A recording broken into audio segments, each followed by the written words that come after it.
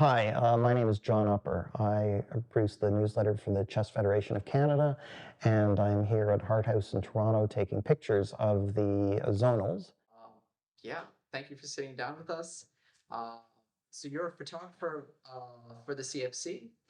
Yeah, I work for the CFC producing a newsletter. I've been doing that since 2013, although some people would say I haven't been doing it very much since 2020.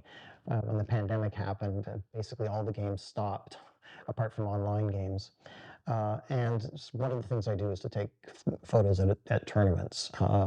If you go back even 10 years, there was hardly any coverage of chess tournaments. Like even club people who ran tournaments at clubs wouldn't take just a few cell phone photos and put them online. So there was no sort of visual documentation of it. Also, a lot of games weren't kept, so you don't have game scores.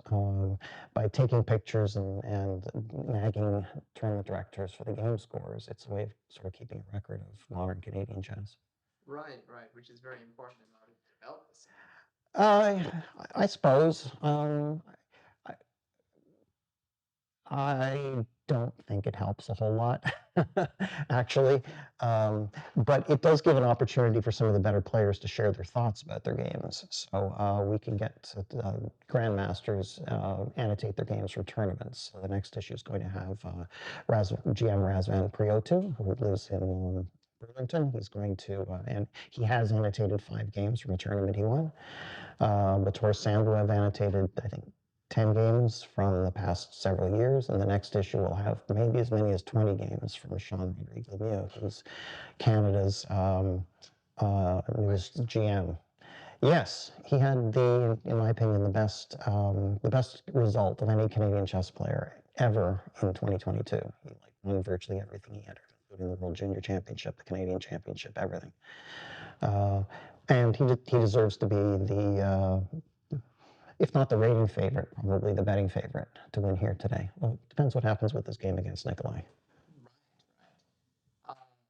Yeah, when you say what the work you do will not, let's say, be the main thing to help Canadian chess, what does Canadian chess need to do?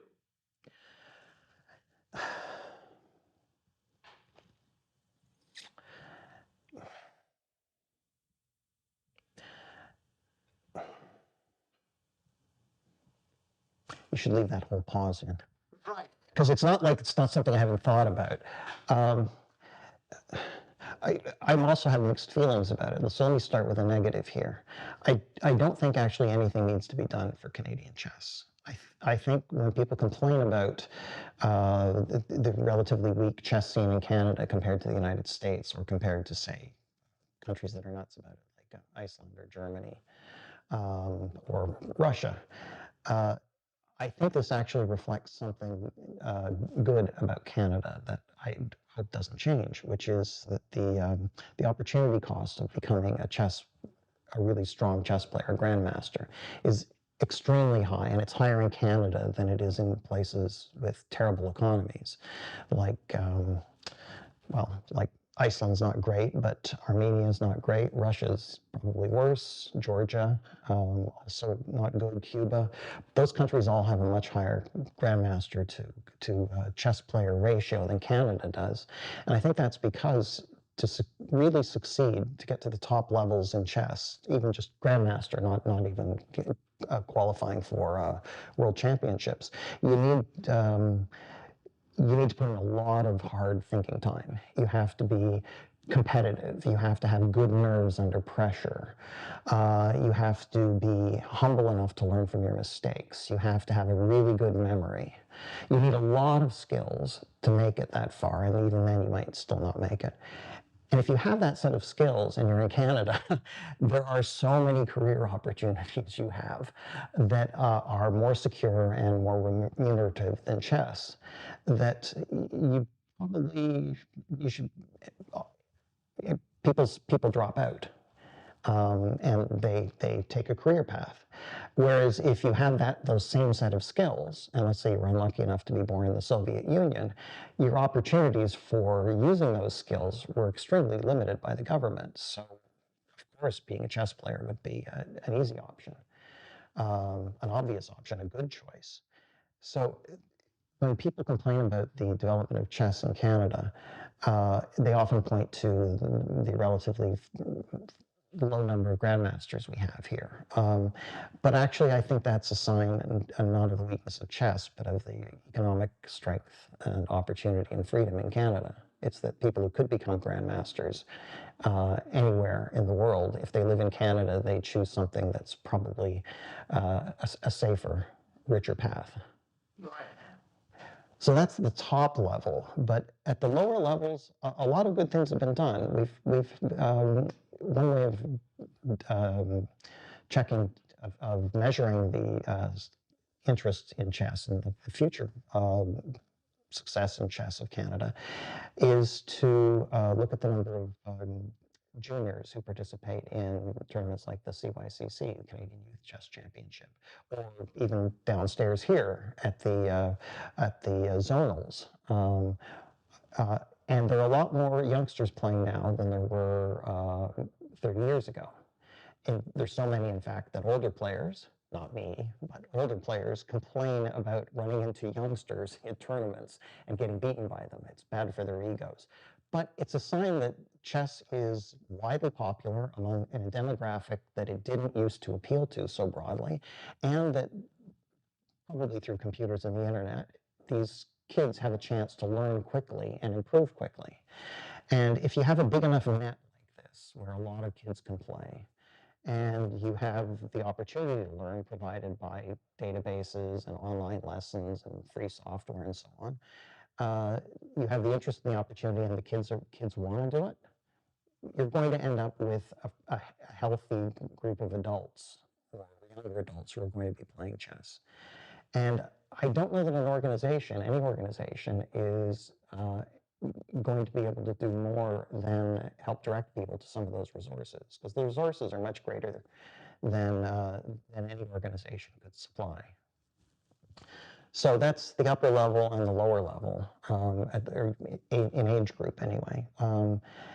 And I hope lots of people will disagree with me about this and come up with their excellent ideas that do not involve finding sources of cash which are not available.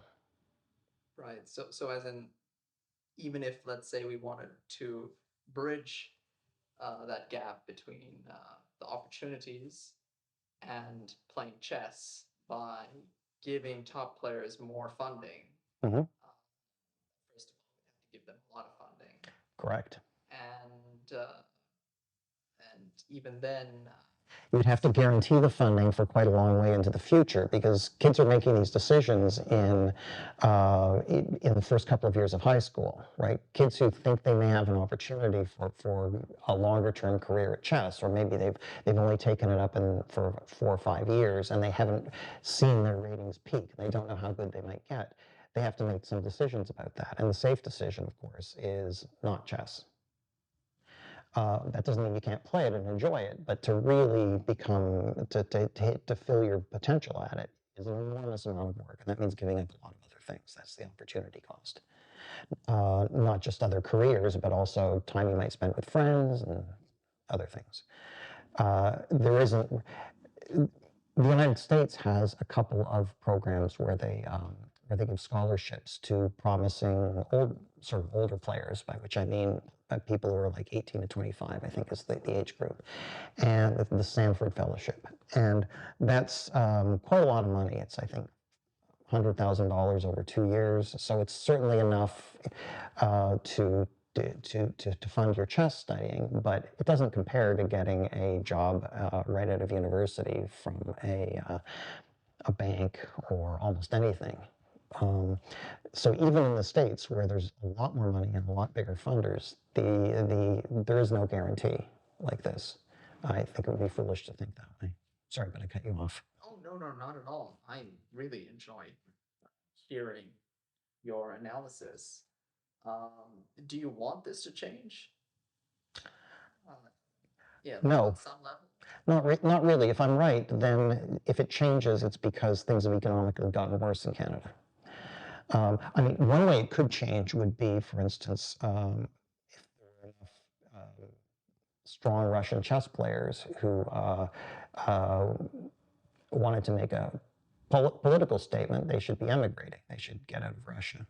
And that would end up, wherever they went, those places would get better. This is what happened in the United States all through the 1980s when chess players were emigrating. Suddenly the level of chess in weekend tournaments in the United States got so hot it was very difficult to make a living because you're getting a lot of Russian emigres. That would be a way to do it. To, in fact, import people who've already made their decisions from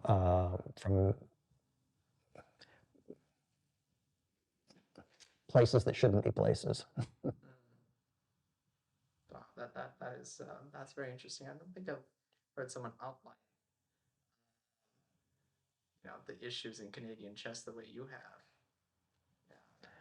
Yeah. What about in terms of your own objectives? I used to believe it was possible to get better through hard work and practice and physical exercise, eating right, doing all sorts of things, working on the weak parts of your game and so on. But I don't believe that's true. I think that's that's a bad inference we've made from watching youngsters who can do that and beginners who can do that at anything. I think there's a possibly an innate cap limit, maybe like a video game, where if you're a character, your potential strength, your endurance, those in those multiplayer online games is capped at the beginning. I think that's probably capped, and so my ambitions as a chess player are just to enjoy it.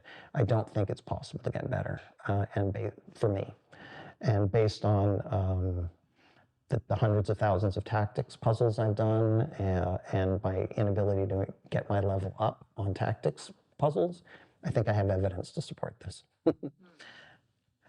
I still do read chess books. I still do play through chess games. I still annotate games for the newsletter because they're challenging puzzles and they're intellectually rewarding to find something clever in them, something surprising. And when you can explain that, that's even better. Or when you're looking at it and you find something that you didn't expect was there. And I can do that mainly because I get notes from stronger players than me, but also because I use a computer to check all the variations. Things that look one way actually turn out to be quite different. And it can be impossibly challenging to explain why that is so. Which is why chess remains an interesting game. Thousands of years in, and with all the computing power that's been pointed at it, and all the databases and all the archives of games, it's still too difficult for humans. Right. Yeah. Sitting down. Sorry. And doing this interview with us. Oh, you didn't ask me about the camera. Would you like to talk? It's not about the camera.